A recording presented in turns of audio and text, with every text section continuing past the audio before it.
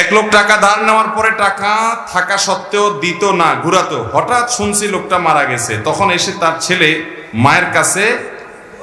মেয়ের কাছে দিয়েছে। এখন তাতে কি তার ঋণ পরিশোধ হবে কিনা?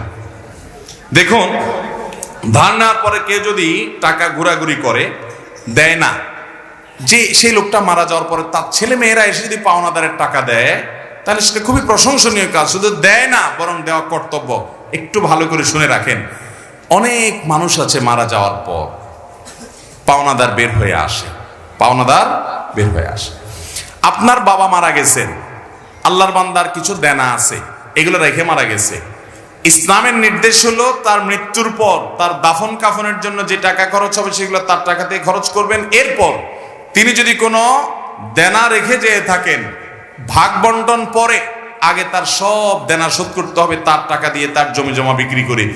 এরপরে যদি কিছু থাকে সেটা দিয়ে তার ওসিয়ত থাকলে সে ওসিয়ত 1/3 এর মধ্যে পূরণ হবে। 1/3 মানে তার টোটাল সম্পদের দাম 10 লাখ, তাহলে তার ওসিয়ত যত বেশি হোক না কেন 3 লাখ পর্যন্ত পূরণ হবে, এর বেশি না।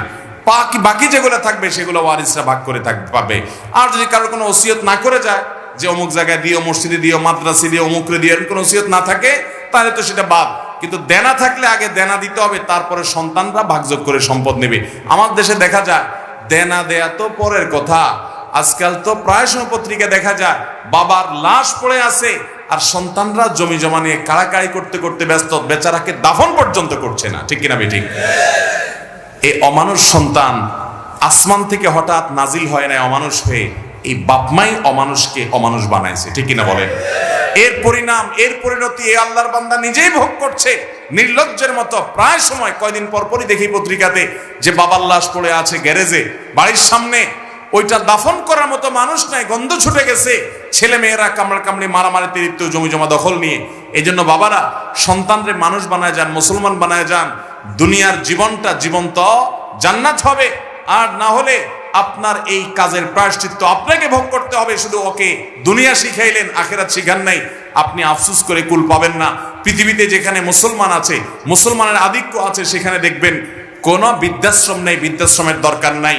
আর পৃথিবীর উন্নত দেশগুলোতে শিক্ষা আছে, দীক্ষা আছে, জ্ঞান আছে, বিজ্ঞান আছে, প্রযুক্তি আছে, সবকিছু আছে, কিন্তু বৃদ্ধাশ্রম আছে। কারণ মনুষ্যত্ব, মানবতা, মা বাবার প্রতি দায়বদ্ধতা, এটা আল্লাহর প্রতি ঈমান না থাকলে সে মানুষগুলো আসলে সেভাবে বুঝে না। আল্লাহ আমাদের সন্তানগুলোকে মানুষ হতে মানুষ করার তৌফিক দান করুন। তাহলে বাবা মার দেনা থাকলে সেটা সন্তানরা শোধ করবে, পাওনাদার সেটা নিতে পারবে, কোনো অসুবিধা নেই, বরং এটা শোধ করা তাদের কর্তব্য। আমি